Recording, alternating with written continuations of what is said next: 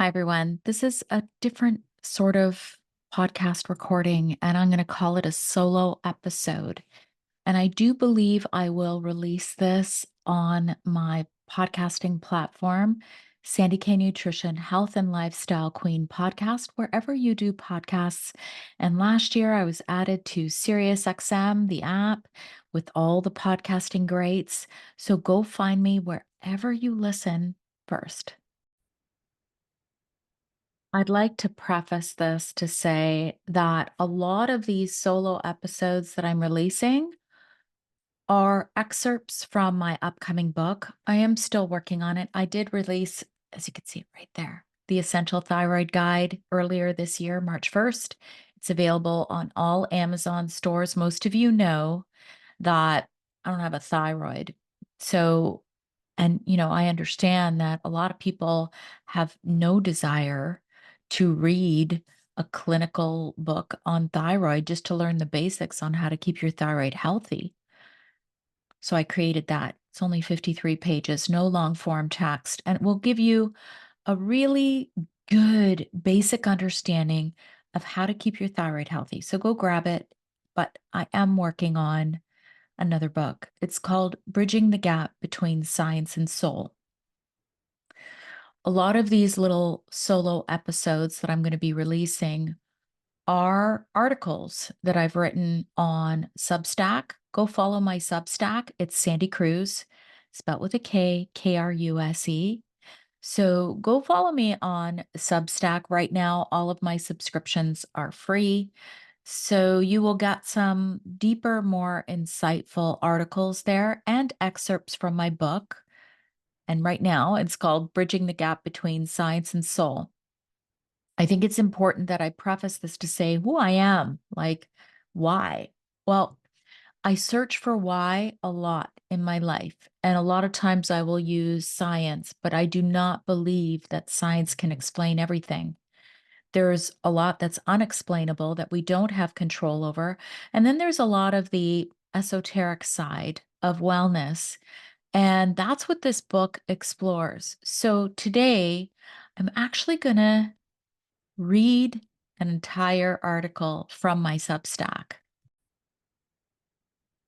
This article is called Spiritual Biohacker That I Am.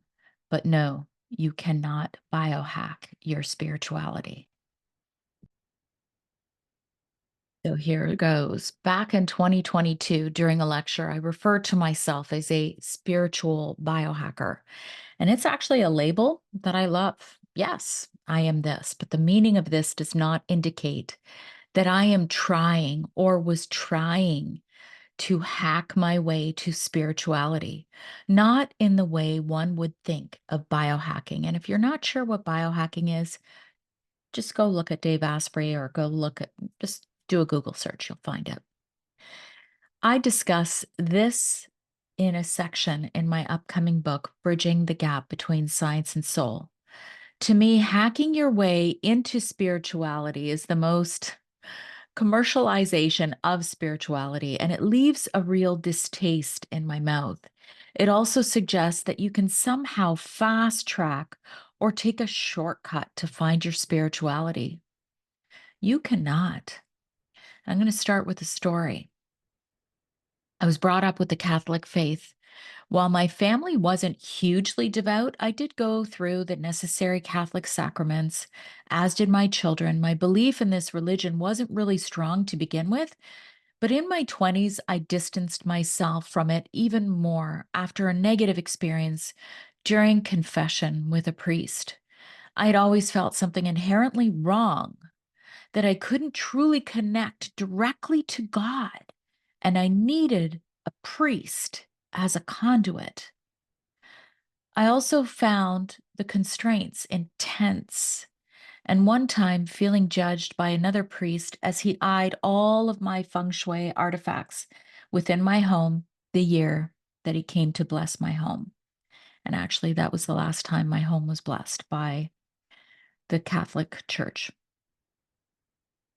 Catholicism and some other religions, actually, many other religions, do good in this world too. They create a community that generally preaches love, family and kindness towards others.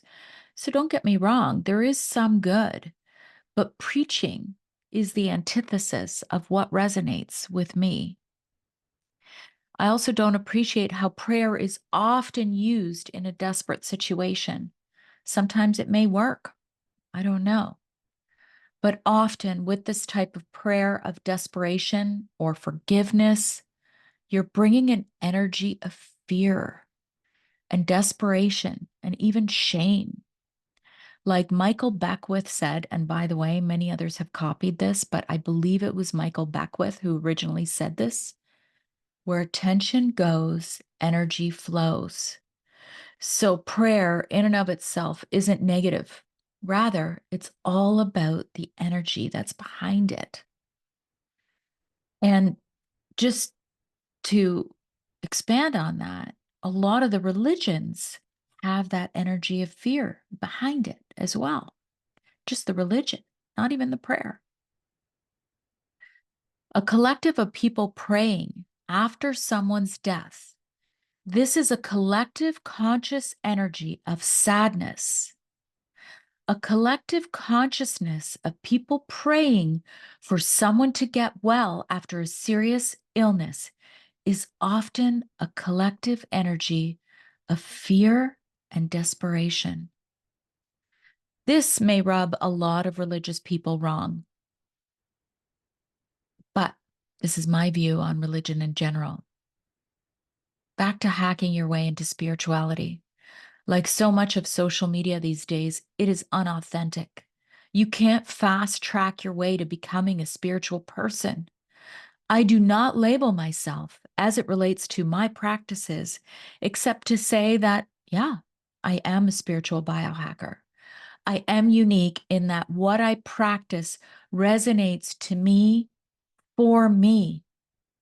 When the streak of illnesses hit my family beginning in 2010, this is when my search began for some clarity, support, and meaning to all of it. I needed to understand how the world could be so cruel. Guess where all the support came from? And the realization hit me. It came from within me, not from an outside source. This is why you can't biohack spirituality. It is a long, arduous process, fluid and changing. It was my authentic search for how I could personally connect to God. How could I personally clear, or not even clear, but be okay with the hard and harsh energies the world was offering me at the time?